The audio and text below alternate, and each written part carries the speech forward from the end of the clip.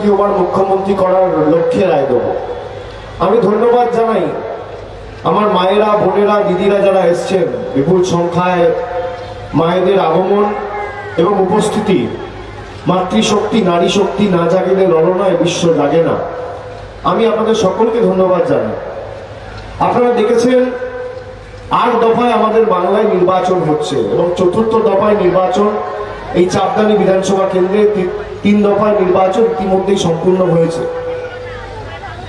যেখানে তামিলনাড়ুর মতো রাজ্য 234টা আসন 1 দফায় নির্বাচন, যেখানে আসামে 3 দফায় নির্বাচন, যেখানে কেরলের মতো রাজ্য 1 দফায় নির্বাচন, সেখানে একটা বিশেষ রাজনৈতিক দলের সুবিধা করে দেবে বলে নির্বাচন কমিশন 8 দফায় ভাগ করেছে। একটা জেলাকে 2 ভাগে 3 ভাগে ভাগ করা হয়েছে নির্বাচনের জন্য। এই কোনোদিন আমরা দেখিনি, মানুষের অসুবিধা করে।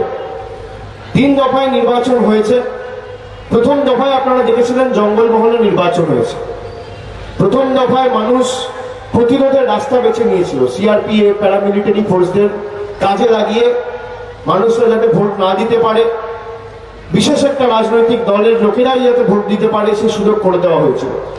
মানুষ হাতা খুন্তি, মায়েরা, দিদিরা, বোনেরা হাতা খুন্তি নিয়ে বেরিয়ে এসছে, প্রতিরোধের রাস্তা বেছে নিয়েছে। প্রথম দফায় জঙ্গলমহলের লোক এদের হাত ভেঙেছে গণতান্ত্রিকভাবে। দ্বিতীয় দফায় পূর্ব মেদিনীপুর, পশ্চিম মেদিনীপুর, ওদিকে দক্ষিণ 24 পরগনার 4টে আসনে ভোট ছিল 1 তারিখ, তার সাথে নন্দীগ্রাম ছিল। দ্বিতীয় দফায় গণতান্ত্রিকভাবে পা ভেঙে দিয়েছে। আর তৃতীয় দফায় গতকাল ভোট ছিল আমার এলাকা ডায়মন্ড হারবার, মাজা কোমর দুটোই ভেঙেছে। আর চতুর্থ দফায় আপনারা রয়েছে, হাড় ভাঙবেন, হাঁটু ভাঙবেন। আর বাকি যে 2-3টে দফা আছে, সপ্তম দফা, অষ্টম দফা, এই বহিরাগতগুলোর অহংকার, দাম্ভিকতা চূর্ণ বিচূর্ণ করে 2 তারিখ বল হরি হরি বল, বহিরাগত আর বিশ্বাসঘাতকদের খাতে তোল বলে বিদায় করতে হবে। আপনারা দেখুন, 5 বছর আপনারা যাকে বিধায়ক হিসেবে নির্বাচিত করেছিলেন এই বিধানসভা থেকে, কোনোদিন টিকি খুঁজে পাওয়া যায়নি। তার খালি 2টো কাজ ছিল। এক হচ্ছে রাজভবনে গিয়ে রাজ্যপালের হাত ধরে দিল্লির তল্পি বাহকতা করা, আর সকাল বিকেল মমতা ব্যানার্জির বাক্যপান্ত করা। আর কোনো কাজ নেই। বিধানসভায় 5 বছর চাপদানি কথাটাও বোধহয় উচ্চারণ করেন। আপনারা এক বুক আশা আকাঙ্ক্ষা নিয়ে যাকে বিধায়ক করেছিলেন, আপনারা দেখুন সে কিভাবে চাপদানির মানুষের আশা, অপেক্ষা, ভালোবাসা, মানুষের আবেগকে নিয়ে ছিনিমিনি খেলেছে। দিল্লির হাতে এরা বাংলার আবেগকে বিক্রি করে দিতে চায়। এই লকডাউনের সময়, আমফানের সময়, করোনা কালে আপনারা বলুন, আমাদের সাংসদ কল্যাণ বন্দ্যোপাধ্যায় নিজের জীবন বিপন্ন করে অভুক্ত মানুষের বাড়িতে খাদ্য সামগ্রী তুলে দিয়েছে। এই অরিন্দম গুইন আমফানের সময় যখন কারেন্ট ছিল না, কিভাবে রাস্তায় নেমে মানুষের পাশে দাঁড়িয়েছে। বিজেপির কোনো নেতা কর্মীর টিকি খুঁজে পাওয়া গেছে? আপনারা বলুন, যে বিপদে মানুষের পাশে দাঁড়ায় সেই তো আসল বন্ধু। তৃণমূল কংগ্রেসকে আপনার সুখে, আপনার আনন্দে আপনি পাবেন না, কিন্তু আপনার বিপদে, আপনার দুঃখে তৃণমূল কংগ্রেস ছিল, আছে, থাকবে। এই কথাটা মনে রাখবেন। আমাদের সাংসদকে আপনারা ভোট দিয়ে জিতিয়েছেন। আমাদের সাংসদ নিজের জীবন বিপন্ন করে আপনাদের কাজ করেছে। আমি চাপদানির মা ভাই বোনেদের কাছে হাত জোর করে অনুরোধ করব, যারা এই মাটির কৃষ্টি সংস্কৃতিকে দিল্লির বুকে বিক্রি করে দেয় আর কথায় কথায় খালি কোর্টের দরবার করে, মানুষের পাশে না দাঁড়িয়ে, এই বিশ্বাসঘাতকগুলোর জামানত এবার 10 তারিখ আপনাদের বাজেয়াপ্ত করতে হবে। 10 বছর উন্নয়নের পক্ষে রায় দিতে হবে। আপনারা দেখুন, এই যে বিধায়ক এতদিন ধরে আব্দুল মান্নান, আমি নাম করেই বলছি, তার বক্তব্য কি বলেছে? মমতা ব্যানার্জিকে সরাতে হবে।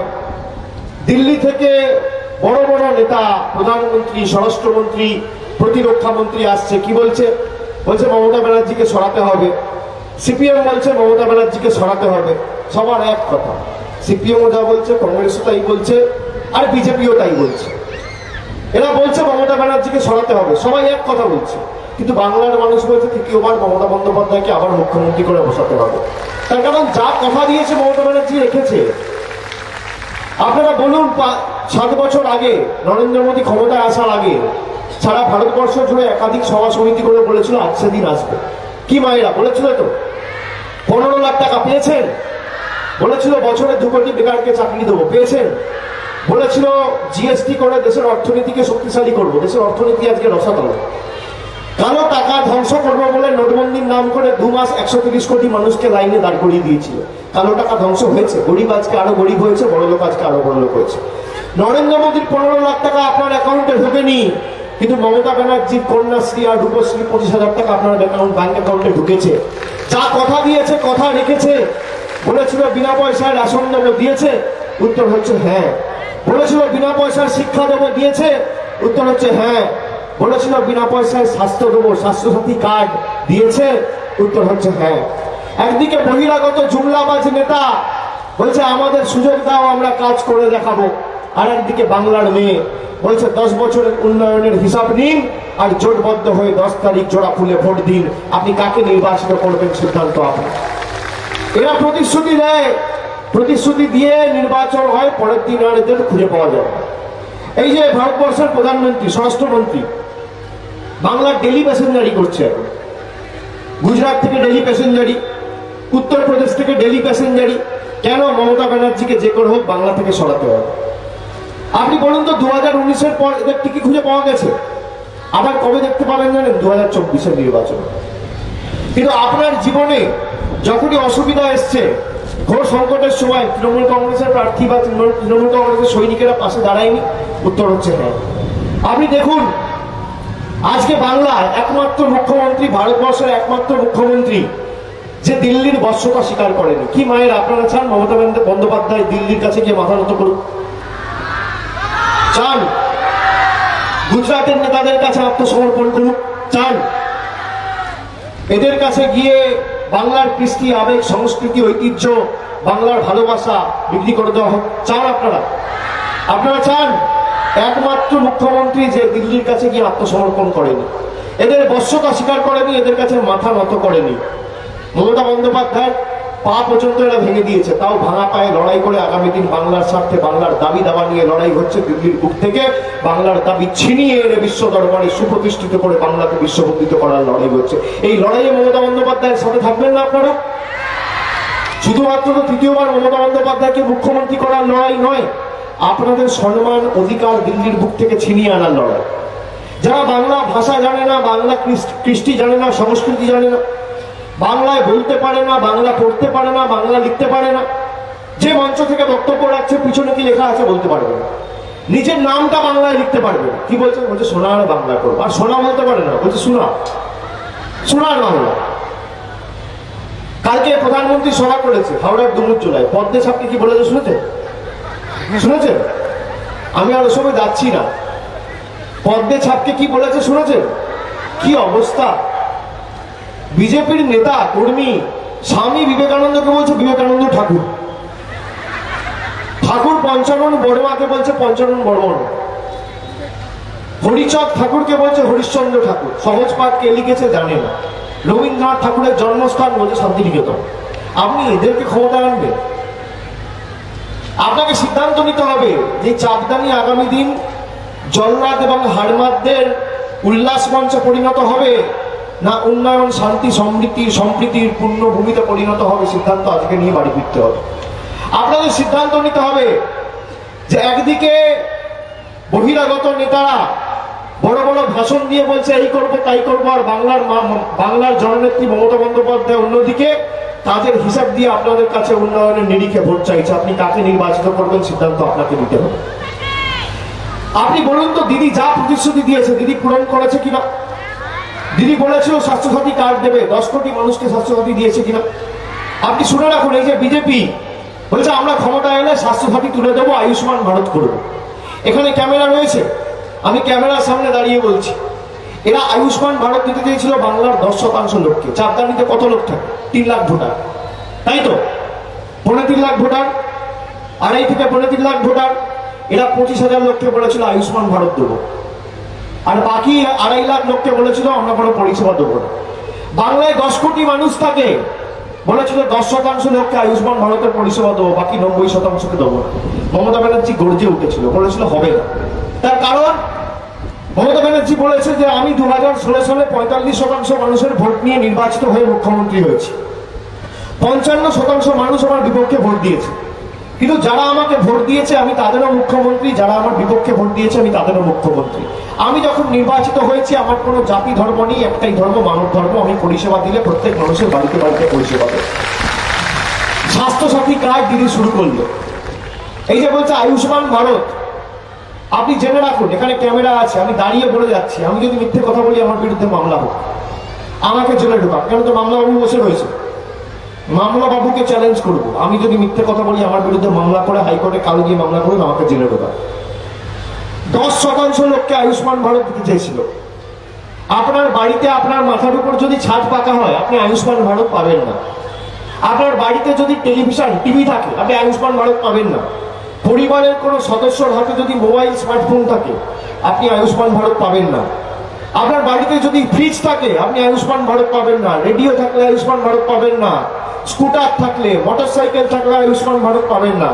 কিন্তু মমতা ব্যানার্জির স্বাস্থ্যসাথী কিছু থাকলেও পাবেন, না থাকলেও পাবেন।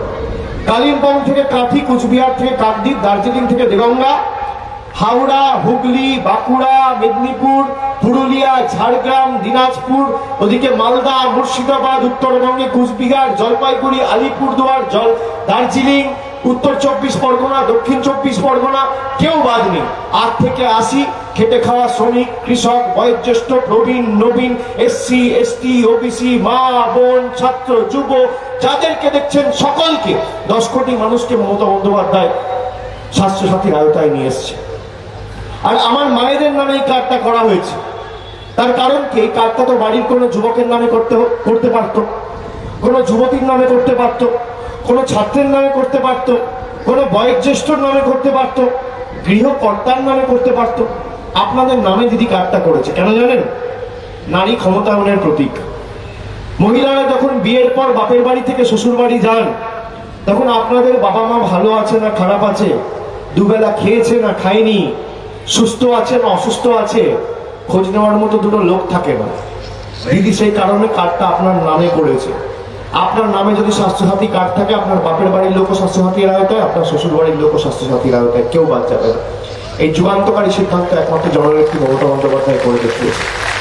বলুন আপনারা কি চান? স্বাস্থ্যসাথী চান না আয়ুষ্মান ভারত চান? কি চান?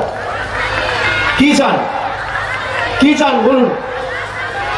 আমি তো বিজেপিকে চ্যালেঞ্জ করছি। এই যে বলছে আমরা এই করব তাই করব, বলছে আমরা বিশ্বের সব থেকে বড় দল, सब থেকে বড় দল, सबसे बड़ा पार्टी, पूरा देश का, पूरा विश्व का सबसे बड़ा पार्टी, বলে না কথায় কথায়। তা আমরা ছোট দল, আমরা আঞ্চলিক দল, আমরা শ্রমিকের দল, কৃষকের দল, গরিব মানুষের দল, খেটে খাওয়া মানুষের দল, মাটির দল। আপনারা বড় দল, ভালো কথা। তা আপনি যদি প্রকৃত রাজনীতিবিদ হন আপনি আসুন। বাংলায় 80,000 বুথ রয়েছে, 294টা বিধানসভা রয়েছে, 3,500 অঞ্চল রয়েছে, আপনি 130টার উপর টাউন রয়েছে। আপনি সভা সমিতি করুন, কোথায় করবেন আপনার উপর ছেড়ে দিলাম। আপনি মঞ্চ বাঁধুন, আপনি জায়গা ঠিক করুন, আপনি সঞ্চালক ঠিক করুন, আপনি সময় ঠিক করুন। একদিকে আপনি থাকবেন, একদিকে আমি থাকবো। একদিকে বিজেপির সর্বভারতীয় নেতা, আর একদিকে আমি অভিষেক বন্দ্যোপাধ্যায়। আপনি আপনার রিপোর্ট কার্ড নিয়ে যাবেন, আমি আমার রিপোর্ট কার্ড নিয়ে আসবো। 7 বছরে নরেন্দ্র মোদীর সরকার এই চাপদানি আর হুগলি শ্রীরামপুরের জন্য কি করেছে, আর আমি আমার রিপোর্ট কার্ড নিয়ে যাব যে আমাদের দিদি এই চাপদানি, শ্রীরামপুর আর হুগলির জন্য কি করেছে। তথ্য পরিসংখ্যানের নিরিখে লড়াই হবে, উন্নয়নের নিরিখে লড়াই হবে। যদি 10-0 গোল দিয়ে আপনাকে মাঠের বাইরে না করতে পারি, রাজনীতির আঙিনায় পা রাখবো না, এত বড় কথা বলে দিয়ে যাচ্ছে। আপনারা লড়বেন, বিশ্বের সব থেকে বড় রাজনৈতিক দল, লড়বেন। আসুন না, প্রতিযোগিতা হওয়া তো ভালো, স্বাস্থ্যকর, প্রতিযোগিতা হোক না, কিন্তু তথ্য পরিসংখ্যানের নিরিখে করুন, পরিসংখ্যানের নিরিখে, উন্নয়নের নিরিখে প্রতিযোগিতা করুন। আসুন দেখি কত ক্ষমতা। দিলীপ ঘোষ বলছে স্বাস্থ্যসাথী কার্ড ভাওতা, আর পরের দিন দিলীপ ঘোষের বাড়ির দাদা আর বৌদি গিয়ে স্বাস্থ্যসাথী কার্ড করিয়ে বলছে মমতা ব্যানার্জি জিন্দাবাদ। দেখুন কি অবস্থা।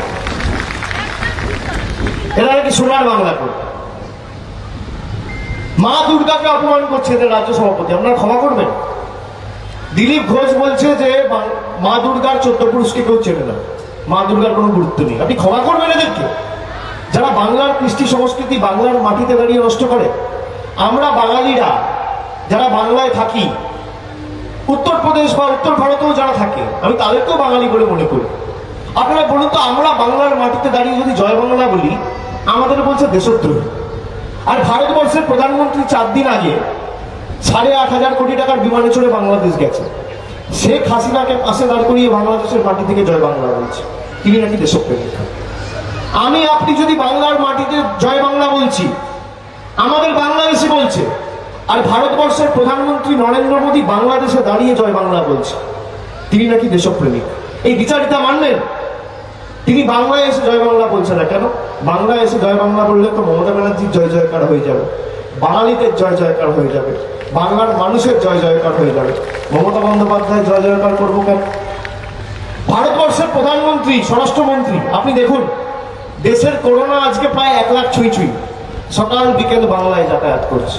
একদিকে মোদি, একদিকে গদি, মধ্যেখানে মানুষের জীবনের কোনো দাম নেই এদের কাছে। আপনি দেখুন কি অবস্থা এদের, সকাল বিকেল ডেলি প্যাসেঞ্জারি শুরু করে দিয়েছে। ছত্তিশগড়ে আজকে মাও নাশকতায়, মাও হামলার মুখে পড়ে 22 জন আধা সামরিক বাহিনীর জওয়ানরা প্রাণ হারিয়েছে, 32 জন আহত হয়েছে। স্বরাষ্ট্রমন্ত্রী ডেলি প্যাসেঞ্জারি করছে বাংলা, কিছু যায় আসে না তো। এদের কাছে তো ভোটের বিষয়বস্তু, কারোর যদি প্রাণ হারায় মানে 10টা ভোট বেশি পেল। মানুষের জীবনের কোনো দাম নেই। আমি আপনাদের অনুরোধ করব, করজোড়ে অনুরোধ করব, আবেদন করব, যে আগামী দিন আপনার চোখে যে উন্নয়ন দেখেছেন, সেই চোখে দেখা উন্নয়নের সাথে আপনাদের ভোট দিতে হবে, কানে শোনা কথা নয়। এরা অনেক কিছু করেছিল, এই করব তাই করব। আপনি শুনে রাখুন, বাংলার মাটি থেকে প্রতি বছর 75,000 কোটি টাকা কেটে নিয়ে যাবে। 7 বছর ক্ষমতায় 2014 থেকে 21 5,25,000 কোটি টাকা এই বাংলার মাটি থেকে কেটে নিয়ে গেছে।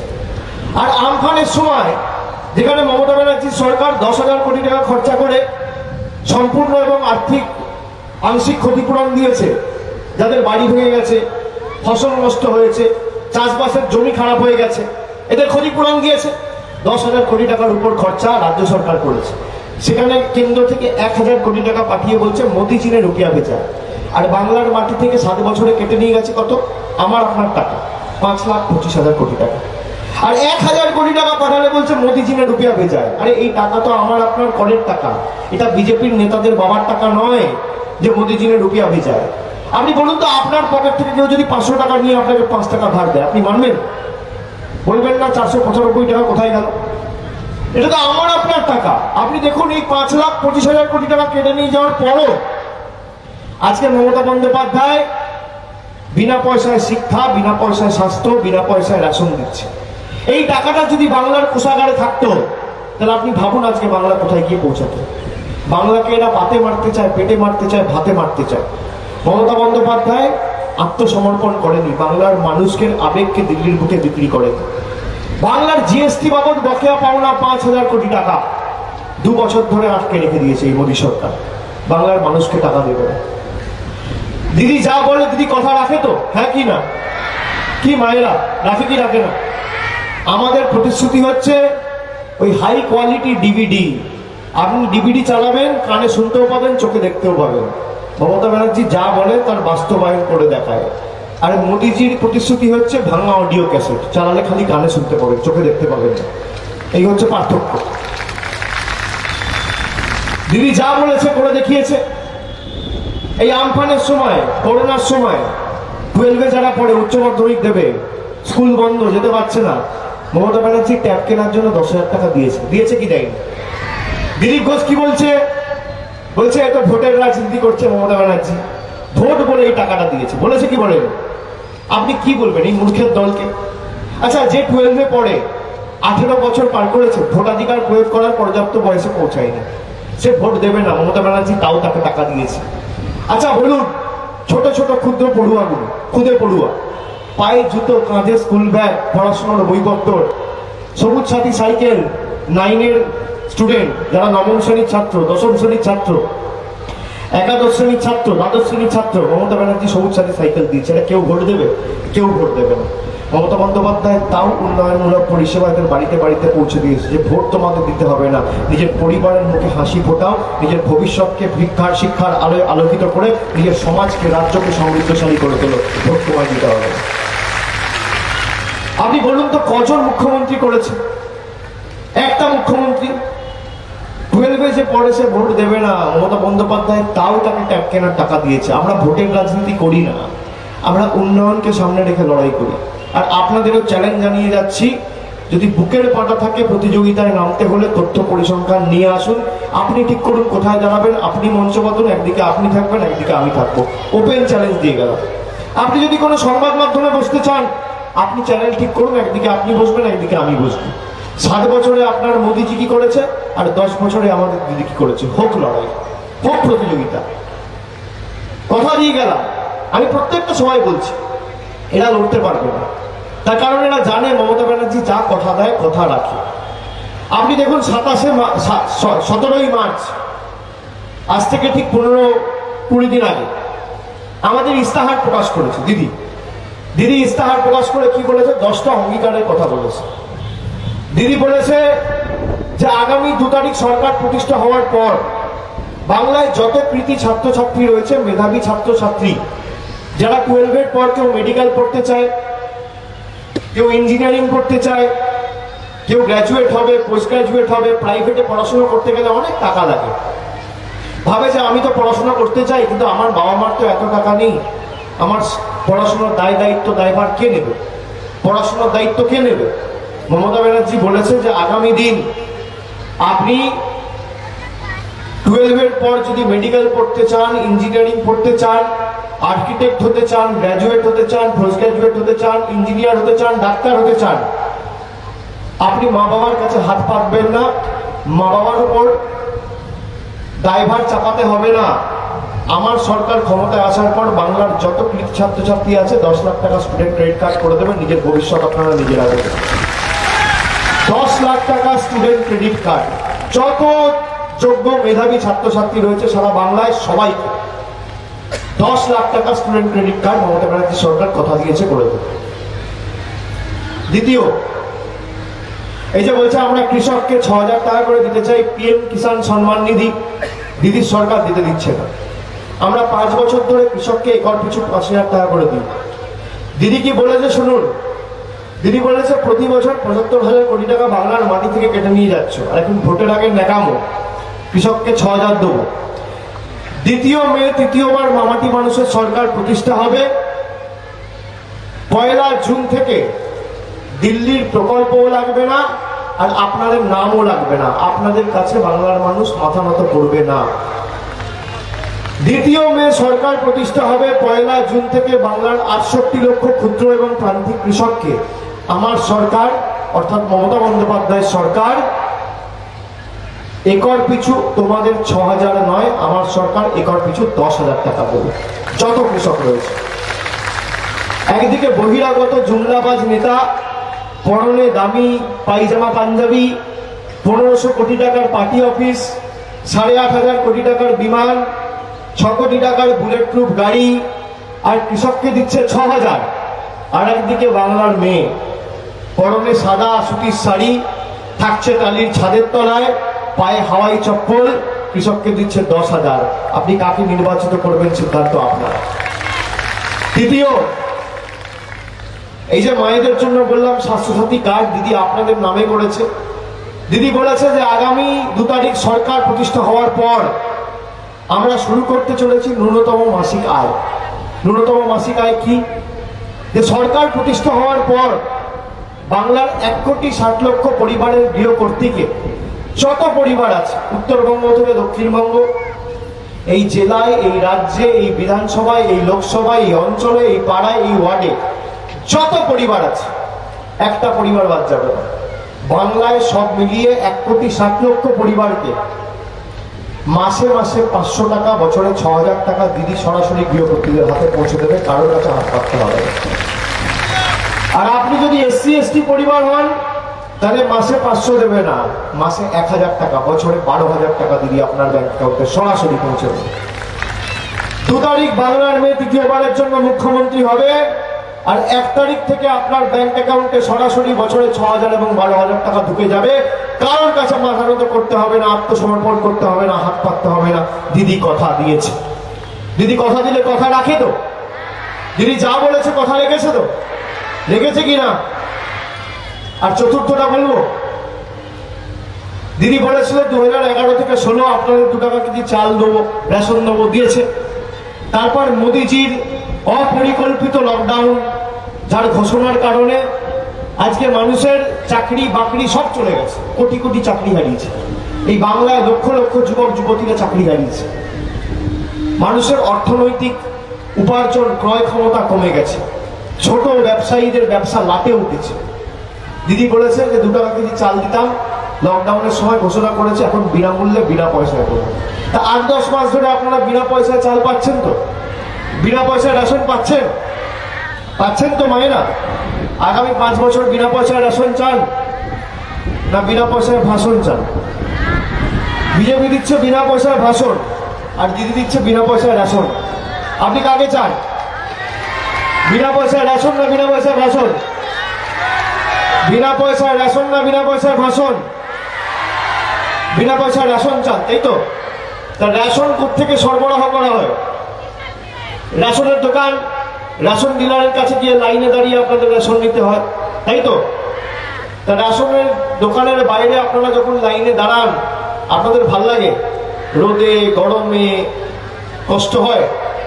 হ্যাঁ, ঘন্টার পর ঘন্টা সংসারের কাজ ছেড়ে, রান্না বান্না ছেড়ে, গুরুত্বপূর্ণ কাজকর্ম ছেড়ে লাইনে দাঁড়াতে ভাল লাগে? থলি নিয়ে, ব্যাগ নিয়ে, প্যাকেট নিয়ে দাঁড়াতে আত্মসম্মানে লাগে, আত্মঅভিমানে লাগে? 4000 টাকা আপনার টাকা যখন আপনাকে লাইনে দাঁড় করিয়ে চেঞ্জ করাতে হচ্ছিল নোটবন্দির সময়ে, মোদিজি করেছিল, ভাল লাগতো? আপনার টাকা আপনাকে দাঁড় করিয়ে ঘন্টার পর ঘন্টা লাইনে দিয়ে চেঞ্জ করাতে হচ্ছে। কিন্তু ভেবেছিলেন কি, ঠিক আছে আমার কষ্ট হয় হোক, কারো টাকা ধ্বংস হবে। আলটিমেটলি কি হলো দেখলেন? মানুষকে বোকা বানিয়ে দিল। কালো টাকা ধ্বংস হলো না, গরিব আরো গরিব হলো, বড় লোক আরো বড় লোক। একইভাবে আপনারা যখন লাইনে দাঁড়ান রেশন নিতে, আপনারা রেশনটা তো পান দাঁড়িয়ে, কিন্তু আপনারা বলছেন যে লাইনে দাঁড়াতে কষ্ট হয়, তাই তো? তা আগামী দিন লাইনে দাঁড়িয়ে রেশন নেবেন? নেবেন তো? নেবেন না? লাইনে দাঁড়াবেন না কিন্তু রেশন নেবেন, মানে সাপও মরবে লাঠিও ভাঙবে না, দুটোই চাই, তাই তো? মানে লাইনে দাঁড়াবো না কিন্তু রেশন নেবো, দুটোই চাই। আগামী 10 তারিখ তো ভোট আছে, লাইনে দাঁড়াবেন? দাঁড়াবেন কি দাঁড়াবেন না? দাঁড়াবেন।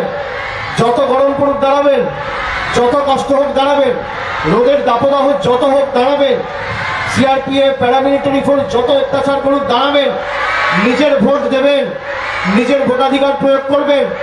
আপনাদের এক একটা ভোট মাথায় রাখবেন, এই বহিরাগতের কোনো গালে এক একটা থাপ্পড়। নিজের ভোটাধিকার নিজেদেরকে প্রয়োগ করতে হবে। যত কষ্ট হোক, যত কষ্ট হোক লাইনে দাঁড়াবেন। কথা দিচ্ছেন? কথা দিচ্ছেন? নিজের ভোট নিজে দেবেন, কষ্ট হলেও দাঁড়াবেন, অসুবিধা হলেও দাঁড়াবেন, ঠিক তো? কথা দিচ্ছেন? সবাই কথা দিচ্ছেন?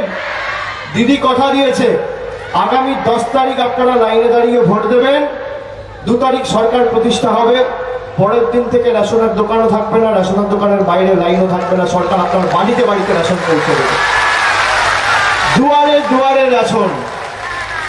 আপনার বাড়ি যত ক্ষুদ্র, যত ছোট এলাকায় হোক, যত প্রান্তিক এলাকায় হোক, যত ভিতরে হোক, যত ছোট হোক, আপনাকে রেশনের দোকানের বাইরে লাইন দিতে হবে না। সরকার লাইন দিয়ে আপনার বাড়ির দরজায় চাল, গম, আটা পৌঁছে দেবে। মমতা বন্দ্যোপাধ্যায় কথা দিয়েছে, বাড়ির বাইরে আপনাকে পা রাখতে হবে না। তাহলে আপনি কি চান? দুয়ারে ভাষণ না দুয়ারে রেশন? দুয়ারে ভাষণ না দুয়ারে রেশন? উন্নয়ন না অনাচার? রেশন না ভাষণ? বহিরাগত নেতা না বাংলার মেয়ে? মোদিজির ভাঙা অডিও ক্যাসেট না দিদির ডিভিডি? উন্নয়ন না অনাচার? সাম্প্রদায়িক দাঙ্গা না শান্তি প্রগতি? কথা দিচ্ছেন? কথা দিচ্ছেন? তাহলে আমার আপনার সকলের প্রার্থী, জোড়া ফুলের প্রার্থী, মমতা বন্দ্যোপাধ্যায়ের প্রার্থী অরিন্দম ভুইনকে ঘাসের উপর জোড়া ফুল চিহ্নে ভোট দিয়ে আগামী 10 তারিখ নিজের ভোট নিজে দিয়ে বিপুল ভোটে জয়যুক্ত করুন। আপনারা ভোট অরিন্দমকে দিচ্ছেন না, ভোট মমতা বন্দ্যোপাধ্যায়কে দিচ্ছেন। এক একটা ভোট মমতা বন্দ্যোপাধ্যায়কে দিচ্ছেন। একটা ভোট বহিরাগতদের বিতাড়িত করতে